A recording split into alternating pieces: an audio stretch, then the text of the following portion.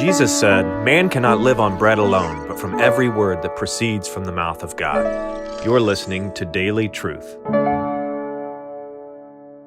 Psalm 119, verse 10.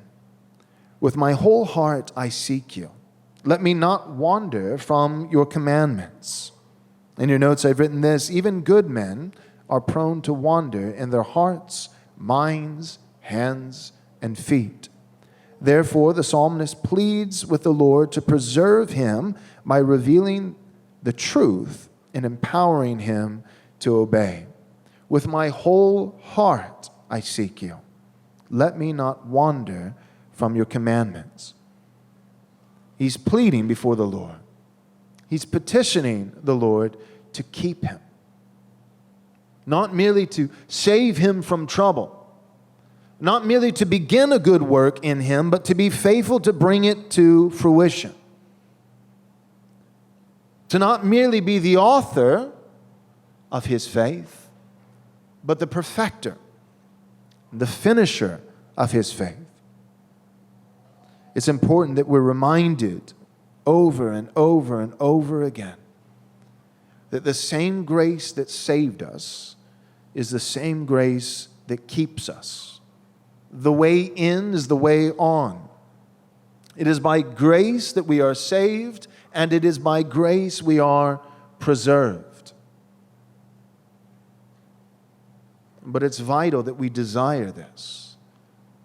And that although ultimately this falls upon God and His sovereignty, it is vital that we plead for this.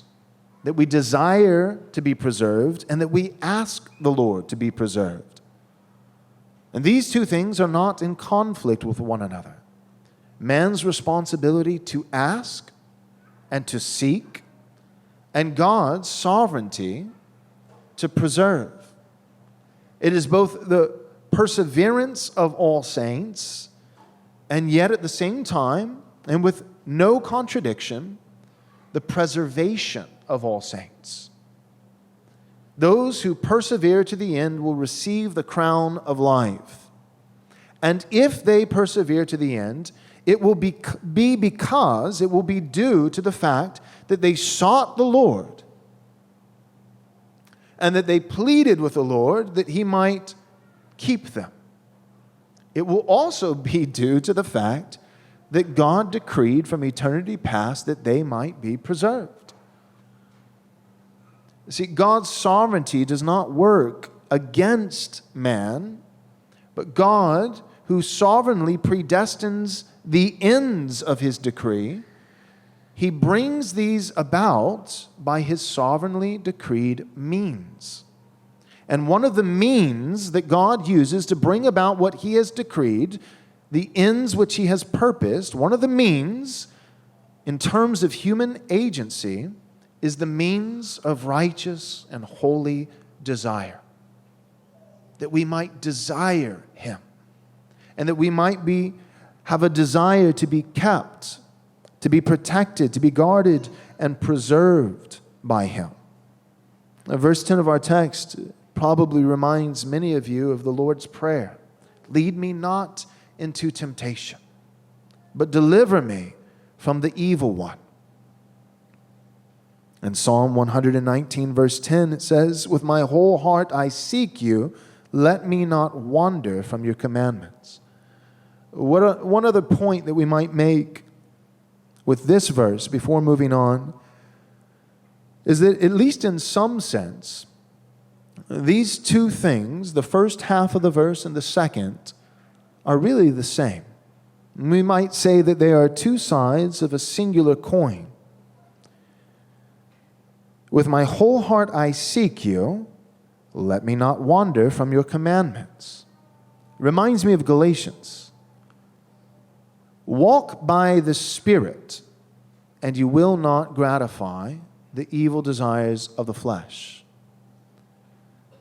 One principle that we see at work again and again throughout the Scripture is this: a good offense is a good defense. How do you avoid gratifying the evil desires of the flesh? Well, by walking by the Spirit. How do you avoid the works of the flesh? By seeking to be filled with the fruits of the Spirit. How do you ensure that you do not wander from the commandments of the Lord? By seeking Him with your whole heart. Even in the Lord's Prayer, do not lead me into temptation. But even this falls within the context of loving the Lord and desiring for His will to be done, His kingdom to come.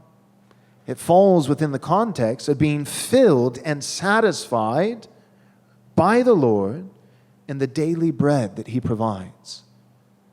The Lord's Prayer does not merely contain a petition, a request that God would not lead us into temptation, but it also contains a request that God might satisfy us daily with the bread, the nourishment, the sustenance that He provides.